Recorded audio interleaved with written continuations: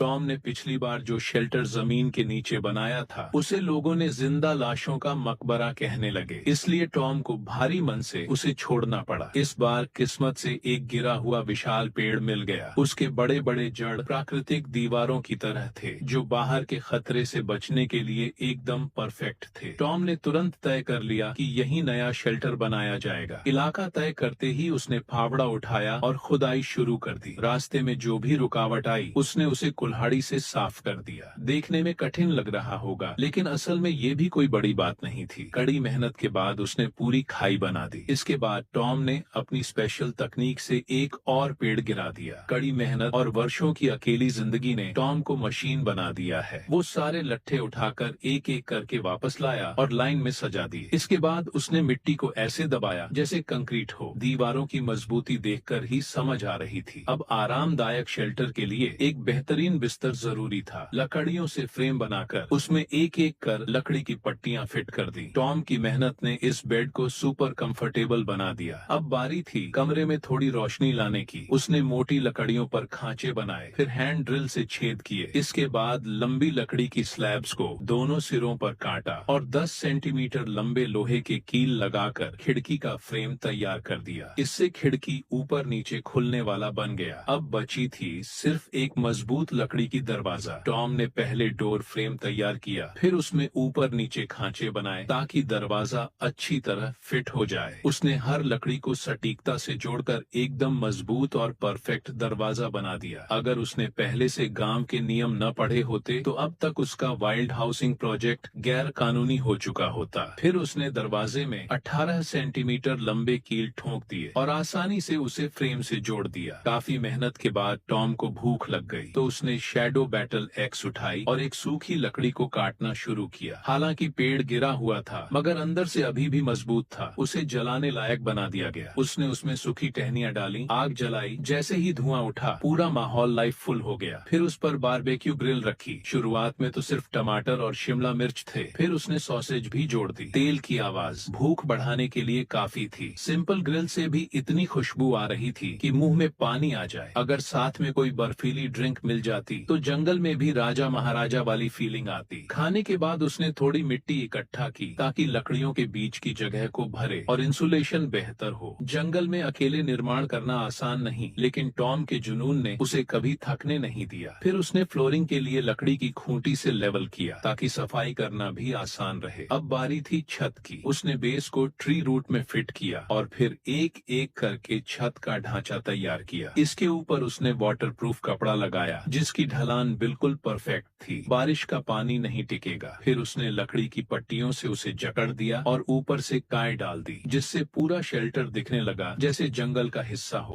Tom एक बार फिर अपनी जंगल वाली झोपड़ी में लौट आया। लकड़ी के बने इस घर का डिजाइन बड़ा ही सुंदर है। हालांकि जगह ज्यादा नहीं है, लेकिन जरूरत की हर चीज मौजूद है। वो बिस्तर के नीचे से अपना सफेद टूल बॉक्स निकालता है जिसमें कुछ आसान लेकिन काम के टूल्स हैं, क्योंकि रात में अंधेरे में कुछ भी करना मुश्किल हो जाता है। टॉम ने सोचा कि घर के बाहर एक केरोसिन लैंप लगा दे ताकि टॉयलेट जाते वक्त गलती से गड्ढे में न गिर जाए। घर की सजावट अभी भी धीरे धीरे अपडेट हो रही है और यही उसकी सबसे पसंदीदा चीजों में से एक है। उसने लकड़ी की तख्तियां जोड़कर दीवार पर टांग दी। एक सिंपल सा शेल्फ बन गया जिस पर वो पानी जैसी जरूरी चीजें रख सकता है। इस बार वो अपने साथ एक स्टोव भी लाया है, क्योंकि पहाड़ों में सुबह शाम का तापमान काफी बदलता है। इसे जोड़ना भी ज्यादा मुश्किल नहीं था। टॉम ने चुटकियों में इसे सेट कर दिया। आज वो बहुत सारा मधुमक्खी का छत्ता लाया, उसे तोड़कर छोटे छोटे टुकड़ों में किया और हाथ से मसलकर गोले बना दिए। फिर सब एक छोटे से कैनवास बोरी में डाल दिए। ऐसी तरकीब मैंने पहले कभी नहीं देखी। अब देखते हैं कि टॉम आज कौन सी कमाल की चीज बनाएगा। उसने वो बोरी एक बड़े बर्तन में रख दी, ऊपर पत्थरों से दबाया और फिर बर्तन को पानी से भर दिया। स्टोव पर रखकर उसे गर्म करना शुरू कर दिया। धीरे धीरे चिमनी से सफेद धुआं निकलने लगा। गर्मी सही तरीके से लग रही थी। थोड़ी ही देर में शहद भरा पानी उबलने लगा। ऊपर झाग भी बनने लगी। टॉम ने और लकड़ियां डाली और पकाकर उसे गाढ़ा बना दिया। अब बर्तन को ठंडा होने दिया।